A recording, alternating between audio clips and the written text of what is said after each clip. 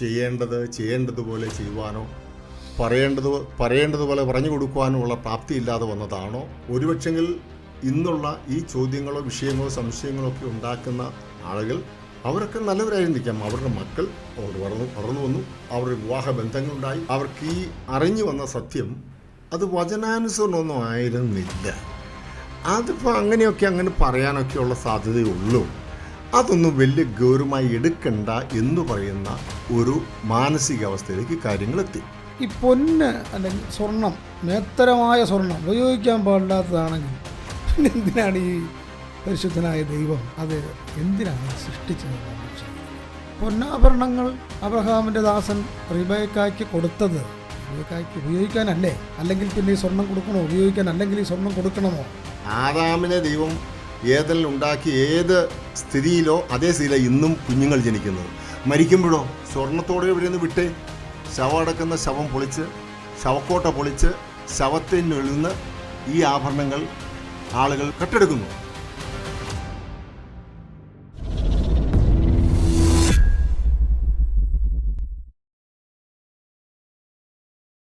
ദൈവനാമം വാഴ്ത്തപ്പെടുമാറാകട്ടെ.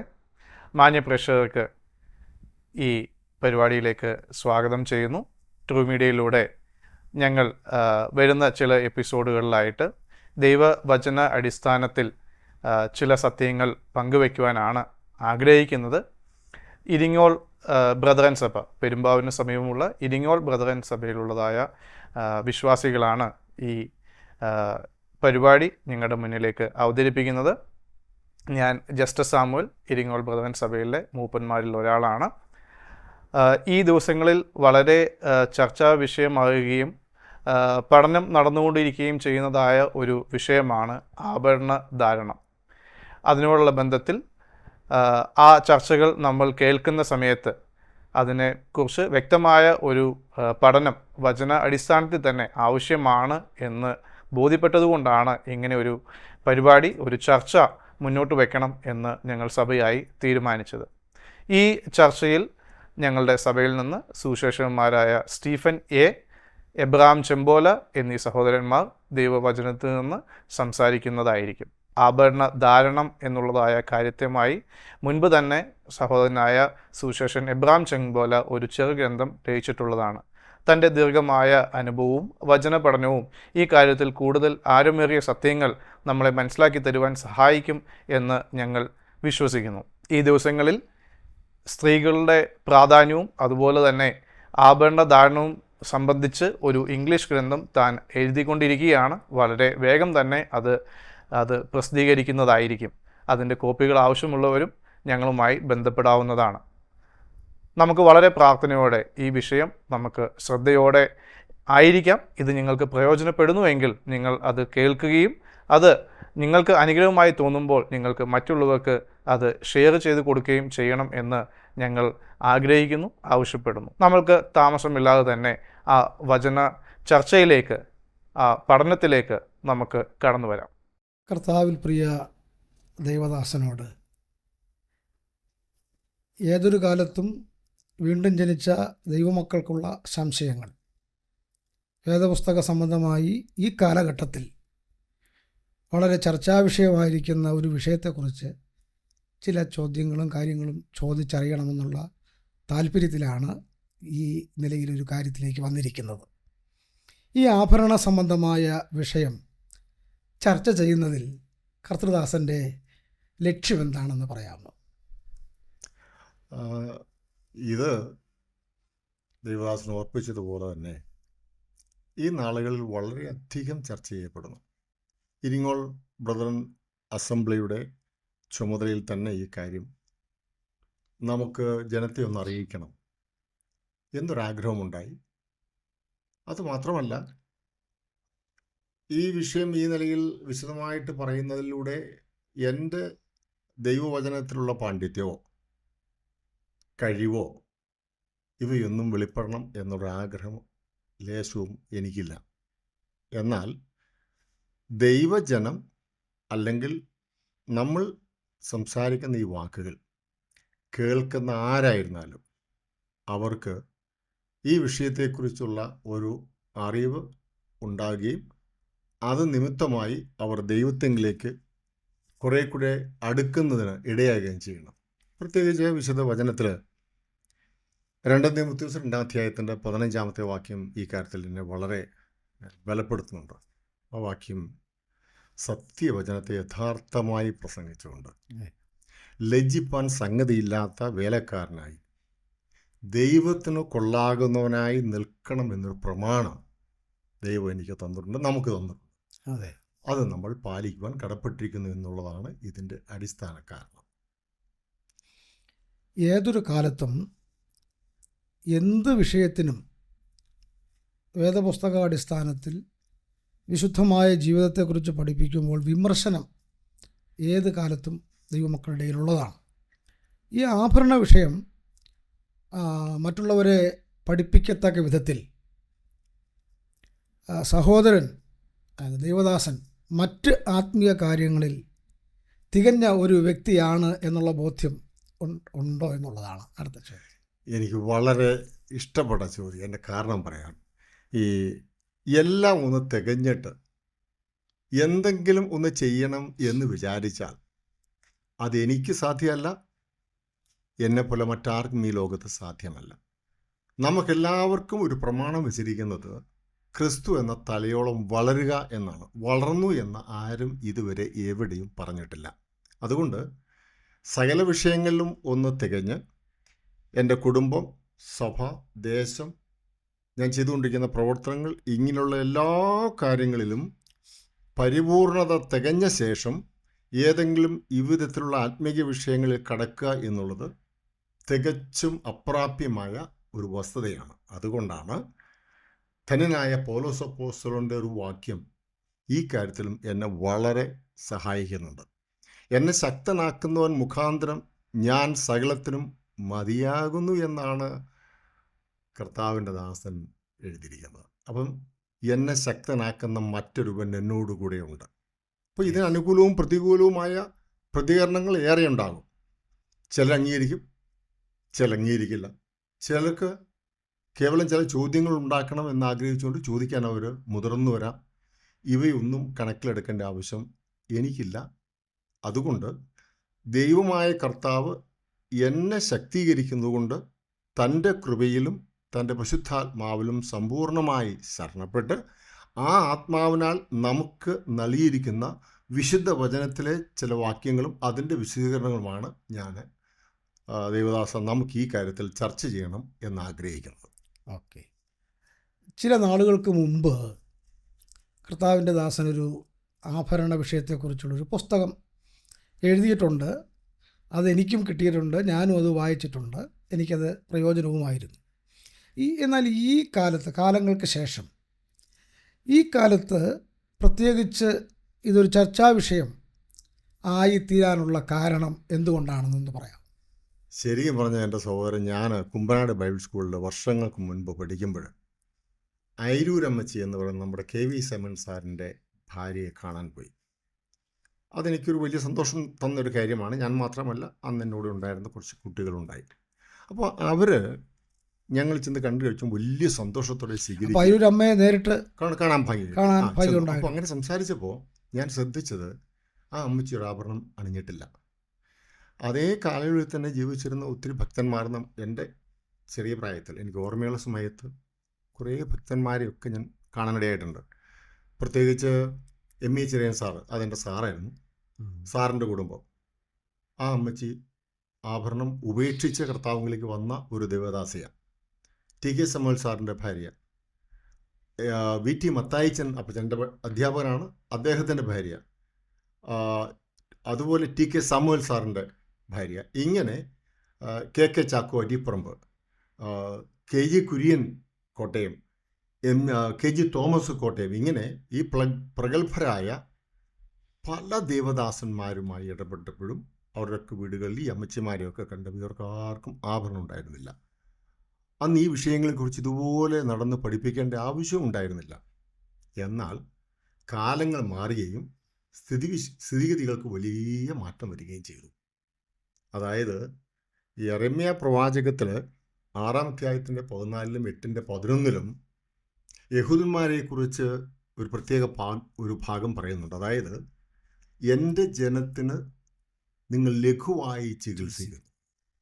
സമാധാനം സമാധാനം എന്നാണ് നിങ്ങൾ പറച്ചിൽ. അതെ. പക്ഷെ നിങ്ങൾ ചികിത്സിക്കുമ്പോൾ ലഘുവായി ചികിത്സിക്കേണ്ടതുപോലെ നിങ്ങൾ ചികിത്സിക്കുന്നില്ല. അപ്പോൾ നമ്മുടെ ആത്മീയ പശ്ചാത്തലത്തിൽ ലഘുവായും ലാഘവമായും കാര്യങ്ങൾ എടുക്കുന്ന ഒരു തലമുറയിലേക്ക് കാര്യങ്ങൾ വന്നു.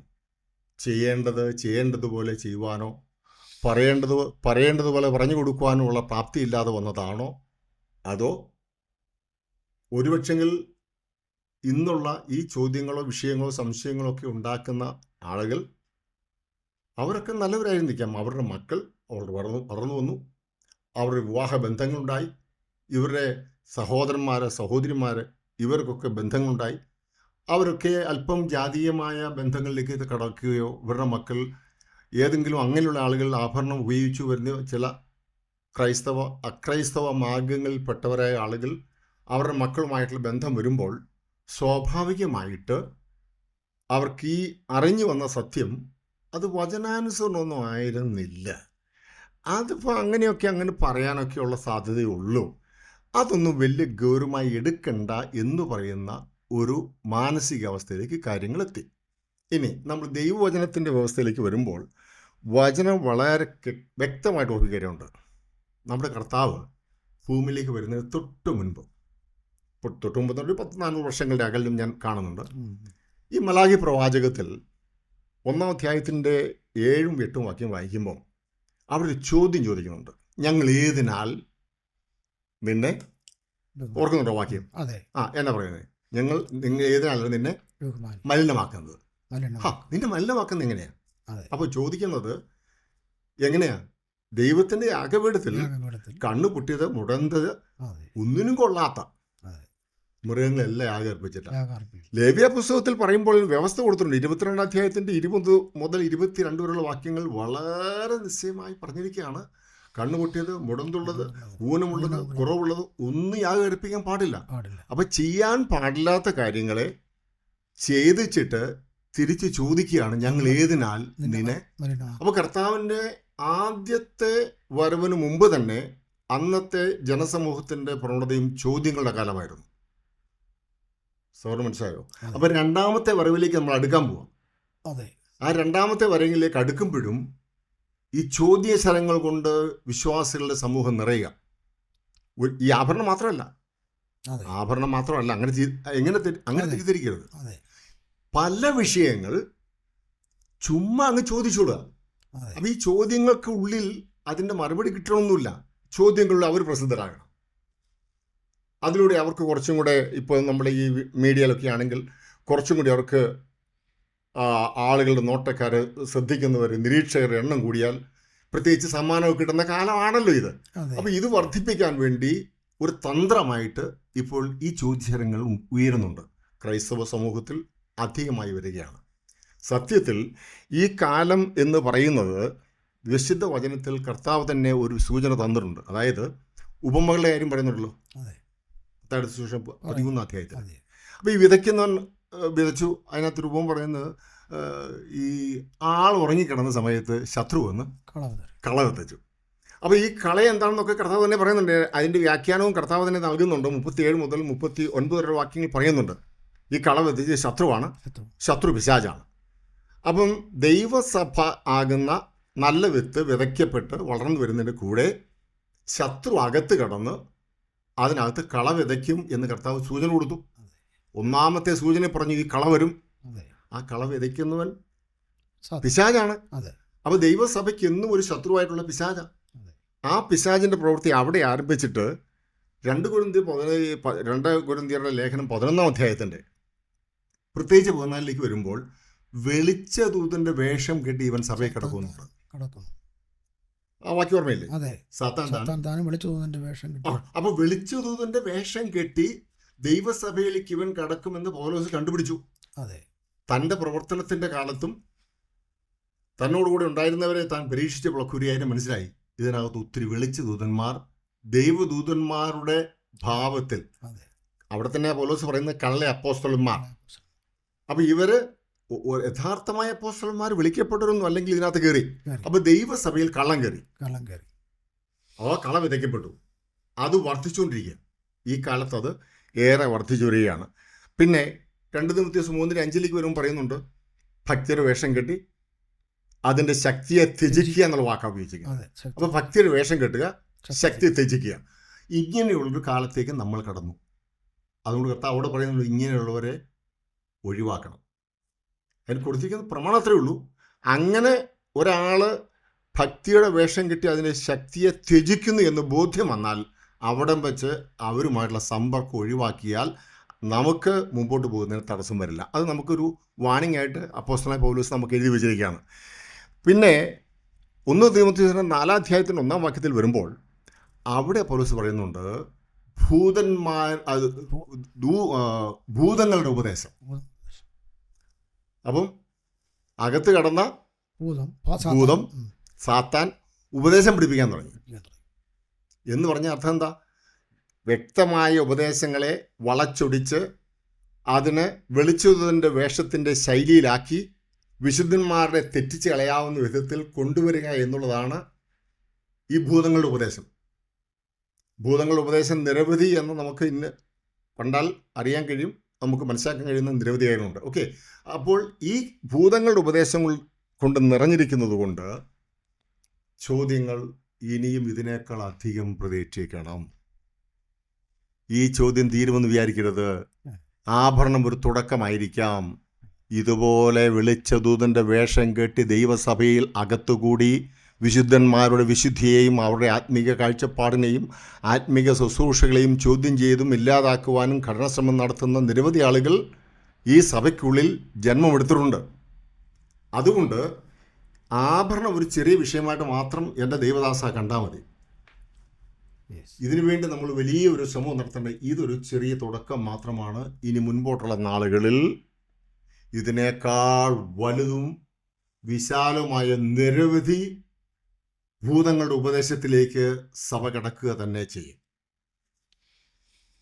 ഈ കേരളത്തിലെ വേർപെട്ട ദൈവജനത്തെക്കുറിച്ച് ഞാനിങ്ങനെ കേൾക്കുകയും വായിക്കുകയും ചെയ്തിട്ടുണ്ട്.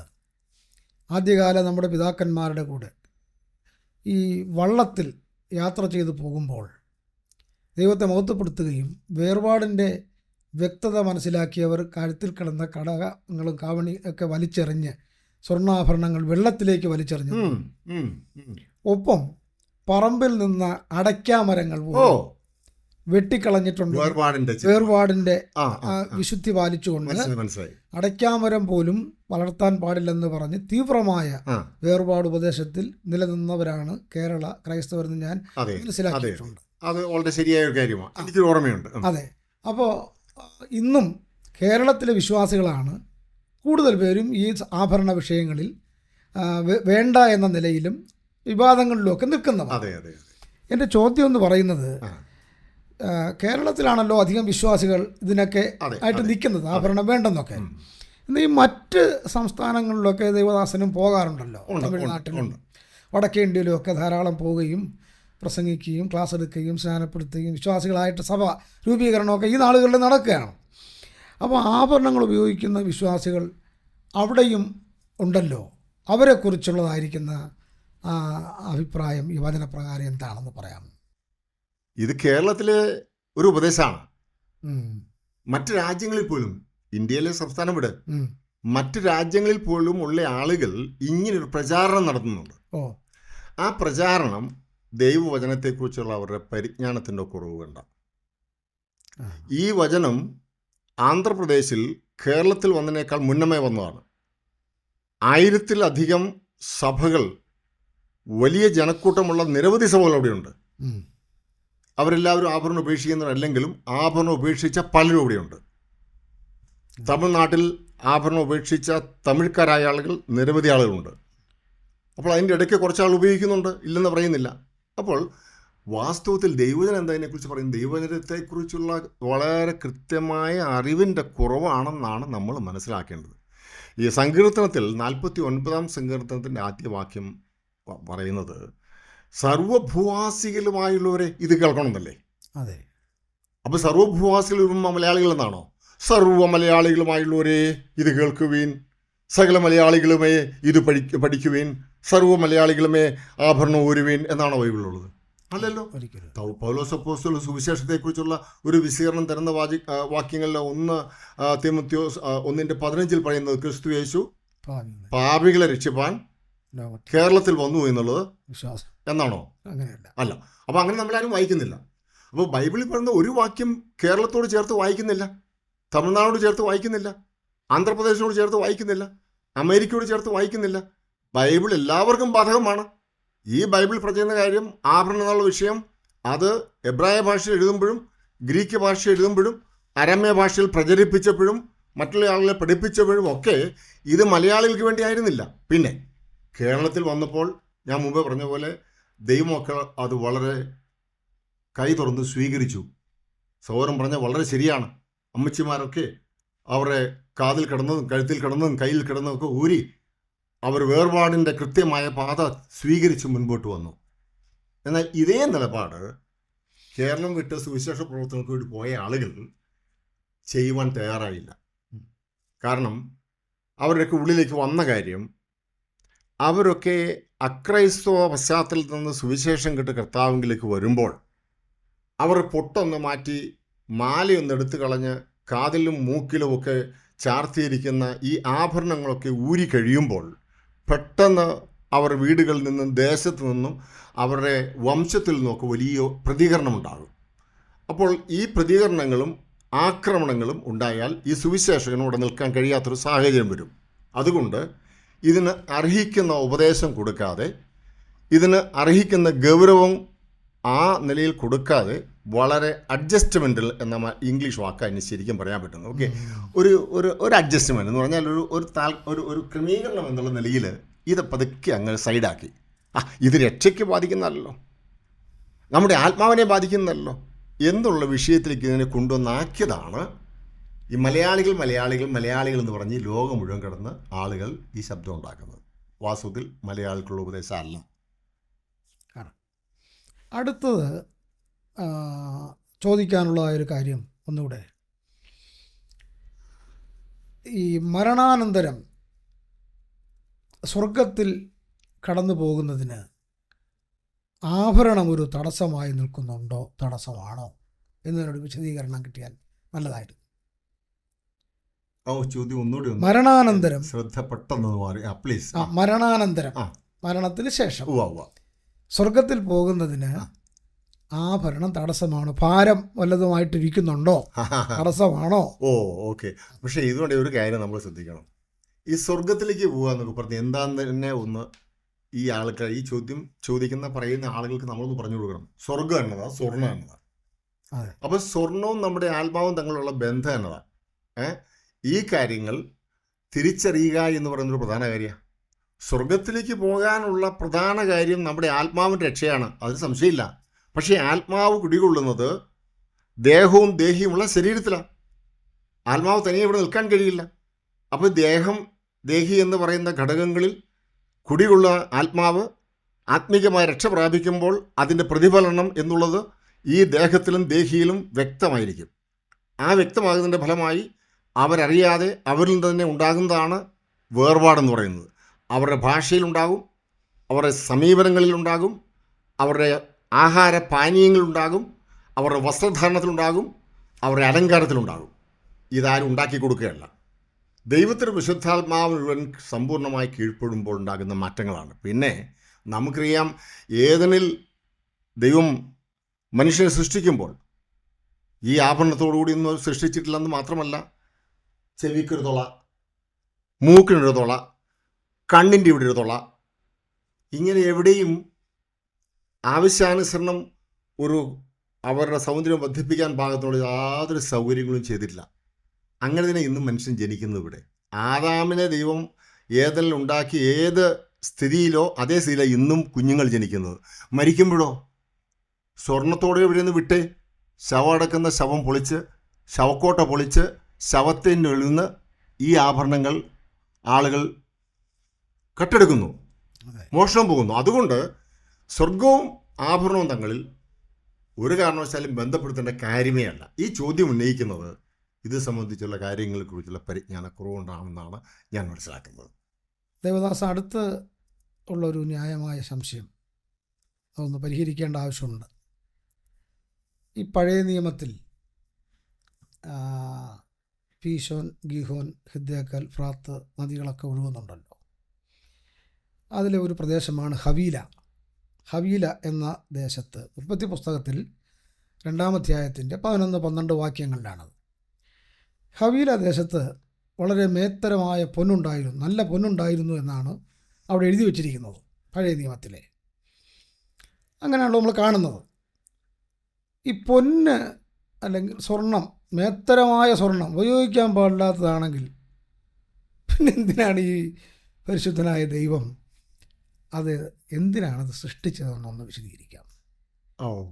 എനിക്കിപ്പോഴാണ് മനസ്സിലായി. അതായത് ഈ സ്വർണം സൃഷ്ടിച്ചതെന്തിനാ? കൊള്ളാത്തതാണെങ്കിൽ, ഉപയോഗിക്കാൻ പാടില്ലെങ്കിൽ, എന്തിനാ സൃഷ്ടിച്ചത്? മനുഷ്യന് ആവശ്യമില്ലെങ്കിൽ പിന്നെ എന്തിനു സൃഷ്ടിച്ചു അതെ, എന്ന് ന്യായമായൊരു ചോദ്യമാണ്. അത് ചിന്തിക്കാവുന്നൊരു ചോദ്യമാണ്. ഇടയ്ക്കൊന്ന് പറഞ്ഞോട്ടെ. പറഞ്ഞു.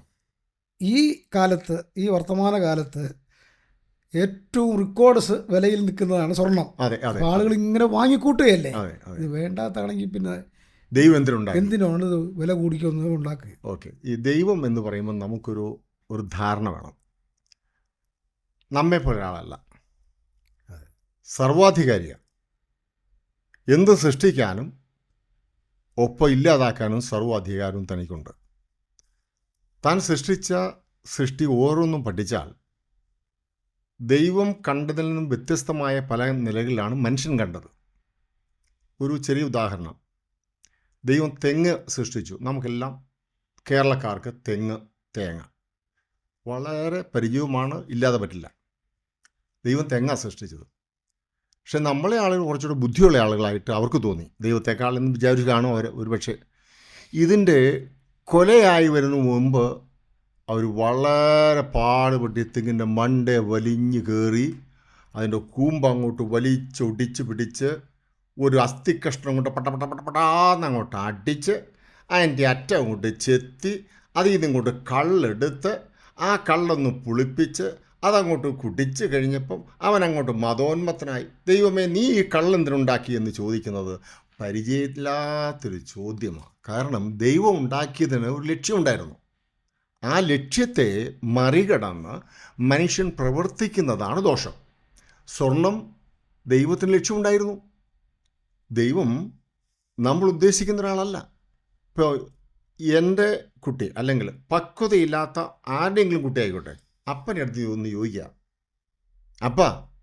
അപ്പൻ എന്നെ എന്തിനാ ജനിപ്പിച്ചേ എന്ന് ചോദിച്ചാൽ അപ്പൻ വേർക്കുകയുള്ളൂ. എന്നാ മറുപടി കൊടുക്കാൻ പറ്റും? മനുഷ്യ സഹജമാണ്. ഏതൊരു മനുഷ്യനും വിവാഹം കഴിക്കും. വിവാഹം കഴിച്ചാൽ അവൻ കുടുംബജീവിതം നടത്തും. സ്വാഭാവികമായി കുടുംബജീവിതത്തിൽ മക്കളുണ്ടാകും. ആ ഉണ്ടാകുന്ന മക്കൾ വന്ന ചപ്പനോട് ഈ ചോദ്യം ചോദിക്കുക എന്ന് പറയുന്നത് പ്രയോജനമില്ലാത്തൊരു ചോദ്യമാണ്. ഇതേ നിലയിൽ തന്നെ ദൈവത്തിൻ്റെ സർവാധികാരം ഉപയോഗിച്ച് ദൈവം മനുഷ്യനെ മുമ്പിൽ കണ്ടപ്പോൾ മനുഷ്യൻ്റെ വളർച്ചയ്ക്കും അവൻ്റെ ജീവിതത്തിൻ്റെ ആഹാരപാനീയങ്ങൾക്ക് ആവശ്യമായ ഓരോ ഘടകങ്ങൾ കണ്ടെത്തിയതുപോലെ തന്നെ ഈ സ്വർണവും ദൈവം ഉണ്ടാക്കിയ കൂടെ തന്നെ ഉള്ളവയാണ്. ദൈവത്തിൻ്റെ സൃഷ്ടി തന്നെയാണ് സ്വർണം. പക്ഷേ ഈ സ്വർണം മനുഷ്യനെ അലങ്കരിക്കേണ്ടതിന് വേണ്ടി ആയിരുന്നില്ല എന്നുള്ളതും കൂടെ മനുഷ്യൻ മറക്കരുത്. മുമ്പേ ഞാൻ പറഞ്ഞ പോലെ തെങ്ങിൽ നിന്ന് തേങ്ങ ഉണ്ടാകേണ്ട സ്ഥാനത്ത് അതിൻ്റെ കുലയെ ചെത്തി അതിൽ നിന്ന് കള്ളുണ്ടാക്കി മനുഷ്യൻ അവൻ്റെ സുബോധം നശിപ്പിച്ച് അപമാനകരമായ ജീവിതം നയിക്കുന്നത് പോലെ ദൈവം തൻ്റെ തനിമയെ വെളിപ്പെടുത്തണം എന്ന് വളരെ കൃത്യമായ മുൻ പരിപാടിയെ കണ്ടുകൊണ്ട് തൻ്റെ ആ പരിജ്ഞാനത്തിൽ നിന്ന് താൻ ചെയ്തു വെച്ചത് തിരിച്ചറിയാതെ മനുഷ്യൻ ഈ സ്വർണം എന്തിന് ദൈവം ഉണ്ടാക്കി? ദൈവം പറഞ്ഞില്ല സ്വർണം തെറ്റാണെന്ന്. സ്വർണം ഉപയോഗിച്ചാൽ നീ നശിച്ചു പോകുമെന്ന് പറഞ്ഞില്ല. സ്വർണം എന്ന് പറയുന്ന ആ കാര്യം അതിൽ തന്നെ ദോഷകരമായ ഒന്നല്ല. ദൈവം ദോഷമല്ല ചെയ്തത്. ദൈവം നോക്കിയപ്പോൾ മുമ്പേ സവർണ ഒരു കാര്യം പറഞ്ഞ് ഓർക്കുന്നില്ലേ, ഇത്രയും വിലപിടിപ്പുള്ള ഈ സ്വർണം എന്തിന്? നമ്മുടെ രാജ്യം, നമ്മുടെ സാമ്പത്തിക വ്യവസ്ഥിതി ഈ കൃത്യമായ നിലയിൽ തുലനാവസ്ഥ ചെയ്തു പോകുന്നത് എങ്ങനെയാണ്? അതിന് സമാനമായി സ്വർണം ഈ സർക്കാർ, കേന്ദ്ര സർക്കാർ സൂക്ഷിച്ചു വെച്ചുകൊണ്ടാണ് റിസർവ് ബാങ്കിൽ നിന്ന് കറൻസി അടിച്ചുകൊണ്ടിരിക്കുന്നത്. അപ്പോൾ സ്വർണമെന്ന് പറയുന്നത് രാജ്യത്തിൻ്റെ നിലനിൽപ്പിന്, അതിൻ്റെ ധനതത്വ ശാസ്ത്രത്തിന് ഒക്കെ കാതലായൊരു ഘടകം തന്നെയാണ്. ഈ വസ്തുതയെ മറച്ചു വെച്ചുകൊണ്ട് ദൈവത്തെ ചോദ്യം ചെയ്യുന്ന മനുഷ്യൻ്റെ ഗതികേടിനെയാണ് നമ്മൾ ഇവിടെ മനസ്സിലാക്കേണ്ടത്. ഈ ചോദ്യം വാസ്തവത്തിൽ സൃഷ്ടിതാവിന് നേരെയുള്ള അർത്ഥമില്ലാത്ത ഒരു ചോദ്യമായിട്ട് മാത്രമേ എനിക്ക് എൻ്റെ പൊന്നു സഹോദര ദൈവദാസ ബോധ്യമാകുന്നുള്ളൂ. ഓക്കെ, പൂർവ്വപിതാക്കന്മാരുടെ കൂട്ടത്തിൽ പ്രഥമഗണനീയനാണല്ലോ അബ്രഹാം. ഈ അബ്രഹാമിൻ്റെ ദാസൻ റിബേക്കയെ കാണാൻ പോകുമ്പോൾ ഉൽപ്പത്തി പുസ്തകം 24:53 നമ്മൾ വായിക്കുമ്പോൾ പഴയ നിയമത്തിൽ അതെ, പൊന്നാഭരണങ്ങൾ തൻ്റെ ഭാണ്ഡം അഴിച്ചെടുത്ത് റിബേക്കയെ കാര്യങ്ങളൊക്കെ ക്രമീകരിച്ച് കഴിഞ്ഞപ്പോൾ കൊടുത്തു എന്ന് നമുക്ക് വായിക്കാനായിട്ട് സാധിക്കുന്നുണ്ട്. അപ്പോൾ ഈ പൊന്നാഭരണങ്ങൾ അബ്രഹാമിൻ്റെ ദാസൻ റിബേക്കായ്ക്ക് കൊടുത്തത് റിബേക്കായ്ക്ക് ഉപയോഗിക്കാനല്ലേ? അല്ലെങ്കിൽ പിന്നെ ഈ സ്വർണം കൊടുക്കണോ? ഉപയോഗിക്കാൻ അല്ലെങ്കിൽ ഈ സ്വർണം കൊടുക്കണമോ എന്നൊരു ന്യായമായ ചോദ്യമല്ലേ? അതിന് ദേവദാസൻ്റെ ഉത്തരവൊന്ന് കിട്ടിയാൽ നല്ലതായിരിക്കും. അബ്രഹാമിൻ്റെ ദാസൻ എലിയാസർ തൻ്റെ മകൻ ഇസ്ഹാക്കിന് വേണ്ടി ഒരു പെൺകുട്ടിയെ കാണാൻ പോകുന്ന കൂടെ സമ്മാനങ്ങൾ കൊടുക്കുന്ന ഒരു പതിവ് ഈ എബ്രായരുടെ ഇടയിലുണ്ടായിരുന്നു. ആഭരണം മാത്രമല്ല, വിശേഷപ്പെട്ട വസ്ത്രം, അങ്ങനെയുള്ള പല കാര്യങ്ങൾ അവർക്ക് സമ്മാനമായി കൊടുക്കുന്ന ഒരു പതിവുണ്ടായിരുന്നതുകൊണ്ട് ഈ കൊടുക്കുന്ന കൂടെ സ്വർണ്ണാഭരണങ്ങൾ ഉണ്ടായിരുന്നു, നിഷേധിക്കാൻ കഴിയത്തില്ല. എന്നാൽ ഈ സംഭവങ്ങളൊക്കെ നടക്കുന്നത് ദൈവം സ്വർണം അല്ലെങ്കിൽ സ്വർണ്ണാഭരണങ്ങൾ എന്നിവയെക്കുറിച്ചുള്ള കൃത്യമായ ഒരു നിബന്ധന ഇറക്കി അതിന് കീഴ്പ്പെട്ടിരിക്കണം എന്ന് പറയുന്നതിന് മുൻപാണ്. അതായത് നമ്മളിപ്പോൾ പറഞ്ഞത് ഉൽപ്പത്തി പുസ്തകത്തിൽ നിന്നാണ് എനിക്ക് ഈ ചോദ്യം ഉണ്ടായത്, അല്ലേ? 24-ാം അധ്യായത്തില. ഇനി ഈ പറയുന്ന അധ്യായങ്ങളിലൊക്കെ നിബന്ധന വരുന്നില്ല. ഉദാഹരണത്തിന് നമ്മുടെ കുടുംബസന്ധാനം തന്നെ നോക്കി. ആദമിൻ്റെ ആൺമക്കളല്ലേ ആദമിൻ്റെ പെൺമക്കളെ കല്യാണം കഴിച്ചത്? അത് വാസ്തവത്തിൽ ഇന്ന് അനുവദനീയമാണോ? അല്ല. ഒരു പുരുഷൻ ഒരു ഭാര്യ എന്ന് പറയുന്നൊരു പ്രമാണം വരുന്നതിന് മുൻപ് നിങ്ങൾ സന്താനപുഷ്ടിയുള്ളവരായി വർദ്ധിക്കട്ടെ എന്നുള്ള ദൈവിക പ്രമാണം അനുസരിച്ച് മനുഷ്യൻ ഉൽപ്പത്തി പുസ്തകം 6-ാം അധ്യായം വരെ വളരെയധികം പെരുകി. അവിടെ നിബന്ധന വെച്ചിരുന്നില്ല. എന്നാൽ മോശ മുഖാന്തരം ദൈവിക കൽപ്പന കൊടുക്കുന്ന നാൾ വരെ അന്യൻ്റെ ഭാര്യയെ നീ മോഹിക്കരുത് എന്ന് പറയുന്ന കൽപ്പനയിലേക്ക് വരുമ്പോഴാണ് ഒറ്റപ്പെട്ട ഭാര്യമാർ എന്നൊരു സംവിധാനമുണ്ട് എന്നുള്ള കാര്യം നമ്മൾ കൃത്യമായി ബൈബിളിൽ നിന്ന് അറിയുന്നത്. അന്യൻ്റെ ഭാര്യ നിൻ്റെ ഭാര്യ. അപ്പോൾ അന്യൻ്റെ ഭാര്യ ഉണ്ടാകുകയും ആ ഭാര്യയെ മോഹിക്കുന്നത് യോഗ്യമല്ല എന്ന് മോശ മുഖാന്തരം ദൈവം അരുളി ചെയ്യുകയും ചെയ്യുന്ന ഒരു നിബന്ധനയുടെ കാലം വരുന്നു. മോശ മുഖാന്തരമുള്ള കൽപ്പനയോട് ബന്ധപ്പെട്ടാണ്. അതിലുള്ള കാലങ്ങളിൽ അവർ യഥേഷ്ടം വിവാഹം കഴിച്ചു, വിവാഹത്തിനെടുത്തു, അവരങ്ങനെ പോന്നു എന്നാണ് നോഹയുടെ ചരിത്രം വരെ നമ്മൾ കർത്താവിൻ്റെ വാക്കുകളിൽ പറയുമ്പോൾ നോഹയുടെ ചരിത്രത്തെക്കുറിച്ചുള്ള വിശദീകരണത്തിൽ അവർ വിവാഹത്തിന് കൊടുത്തും വിവാഹത്തിനെടുത്തും അവർ പോന്നു എന്നൊക്കെയാണ് പറയുക. അപ്പം ആ കാലങ്ങളിലൊക്കെ ഈ നിബന്ധന വെച്ചിരുന്നില്ല എന്നുള്ളതുകൊണ്ട് ആ നിബന്ധനയ്ക്ക് വിധേയമാകുന്ന കാലം വരെ അവർ സ്വർണ്ണാഭങ്ങൾ കൊടുക്കുകയും അത് വാങ്ങുകയും ഉപയോഗിക്കുകയും ചെയ്തിരുന്നു എന്ന് വേണം നമുക്ക് മനസ്സിലാക്കാൻ കഴിയുന്നത്. ഇത്രയും സമയം ഞങ്ങളെ വളരെ ശ്രദ്ധയോടെ കേട്ടുകൊണ്ടിരുന്ന പ്രിയപ്പെട്ടവർക്ക് ഞങ്ങളുടെ സ്നേഹവന്ദനം അറിയിക്കുന്നു. ഇന്നത്തെ കാലഘട്ടത്തിൽ വളരെ സംശയാസ്പദമായ നിലകൊള്ളുന്ന ഒരു വിഷയത്തെക്കുറിച്ച്, ആഭരണ ധാരണ വിഷയത്തെക്കുറിച്ചും അതിനോട് അനുബന്ധമായി വരുന്ന ലോകപരമായ ചില വിഷയങ്ങളെക്കുറിച്ചുമൊക്കെയാണ് ഇതുവരെ സംസാരിച്ചു കൊണ്ടിരുന്നത്.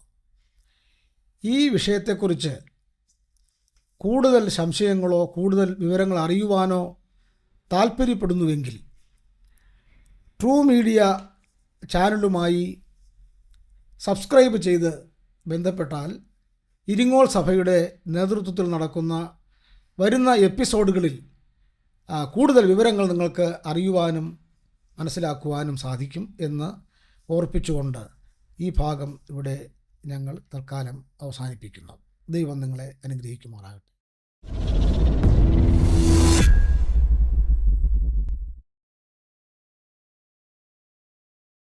ആഭരണം ഉപയോഗിക്കരുത് എന്ന് പറഞ്ഞ ശേഷവും ജനം എന്തുകൊണ്ടാണ് വീണ്ടും ആഭരണം ഉപയോഗിക്കാൻ തുടങ്ങിയത്? എന്തുകൊണ്ടാണ് ഈ വിജ്ഞാനികൾ പൊന്ന് ശിശുവായ യേശുവിന് കാഴ്ചവെച്ചത്? സ്വർണ്ണാഭരണം ഉപയോഗിക്കുന്നവർ അന്ന് പള്ളിയിൽ വന്നിരുന്നതായിട്ട് രേഖപ്പെടുത്തിയിട്ടുണ്ട്. അങ്ങനെയെങ്കിൽ ദേവദാസനെ ഇന്നും ആഭരണം ഉപയോഗിച്ചുകൊണ്ട് പള്ളിയിൽ വരുന്നതോ അത് ഉപയോഗിക്കുന്നതോ തെറ്റാണെന്ന് പറയാൻ നമുക്ക് സാധിക്കും? ചോദ്യം കേൾക്കുന്ന പാടേ ഉണ്ടല്ലോ. എനിക്കങ്ങ് തോന്നിപ്പോവുക അടുത്ത ഞായറാഴ്ച ഞാൻ പള്ളിയിലേക്ക് പോകുമ്പം ഇച്ചിരി മോതിരം ഇട്ടുകൊണ്ട് പോയാൽ എന്നെ